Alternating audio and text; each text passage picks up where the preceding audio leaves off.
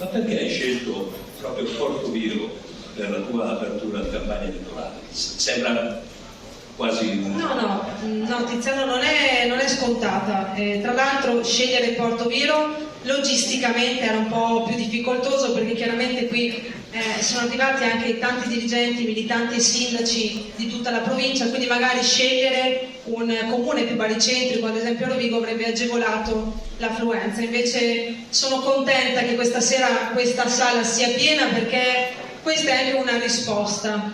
È una risposta a qualcuno che, quando ho scelto di andare in regione, sosteneva convintamente che Portoviro non fosse più casa mia. E invece con questa sala voglio non solo ribadire orgogliosamente che Portoviro è casa mia, ma che sono fiera di essere una portovirese, una polesana e una veneta.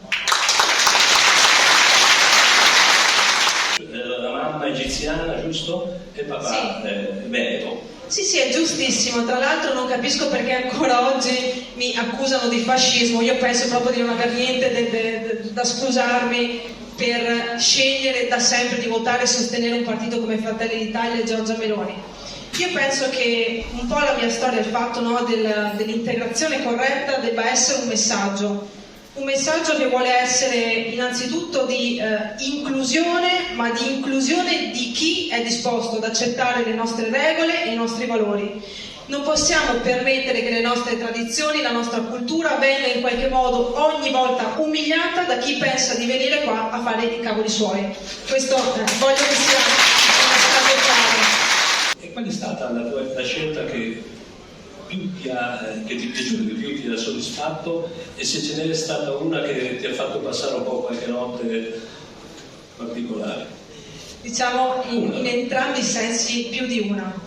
Sicuramente una cosa che mi ha affascinato molto in questo assessorato, che io ho preso un po' così, come diceva il senatore De Carlo, ho preso un po' in corsa, è stata vedere l'efficacia della Regione del Veneto nell'affrontare e supportare le crisi aziendali. Perché, per chi non lo sapesse, io l'ho scoperto appunto facendolo tutti i giorni, il Veneto è l'unica regione d'Italia che è dotato di un'unità di crisi. Cioè un corpo che lavora a fianco delle aziende e delle parti sindacali per mediare nelle crisi e quindi per riuscire a tutelare l'occupazione, ma anche la continuità produttiva dei siti. E questa è una cosa che mi ha affascinato tantissimo, lottare con i lavoratori a fianco dei sindacati e anche avere qualche soddisfazione in questo senso.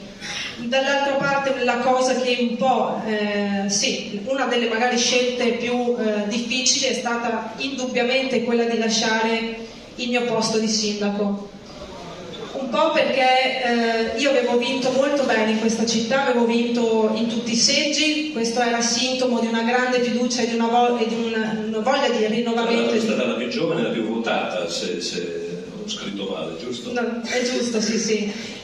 Però diciamo che quando è arrivata la chiamata di Giorgia per la Regione del Veneto, io ho cercato di spiegare le mie motivazioni dicendo: guarda, io ho un mandato pieno di sindaco, mi mandi in Regione, tra l'altro con referati molto importanti, dopo un assessore che è stato per 15 anni alla guida in maniera molto efficace di questi referati. Io non so se sono all'altezza e soprattutto non me la sento di fare questo salto adesso. E poi avevo cercato anche di convincerla dicendo: vabbè dai, tanto mi candiderò poi nel 2025, quindi comunque mi sarei candidata, ma tutti quelli che mi conoscono lo sanno che la regione è sempre stato il mio pallino dal 2015. Il punto è che Giorgia e non solo Giorgia, ma soprattutto i nostri nazionali mi fecero una domanda e mi chiesero: ma secondo te sei più utile al tuo comune da sindaco o da assessore regionale? E io non ho saputo rispondere, perché sapevo che la risposta sarebbe stata da assessore regionale.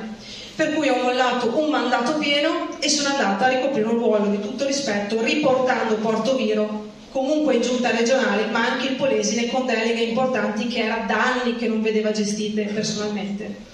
Quindi un po' questo forse è il rimorso che mi rimarrà sarà quello di non essere riuscita a finire questo mandato, ma tutte le scelte che ho fatto, anche le più difficili, le ho fatte sempre nell'interesse esclusivo del mio territorio, non solo di Portoviro.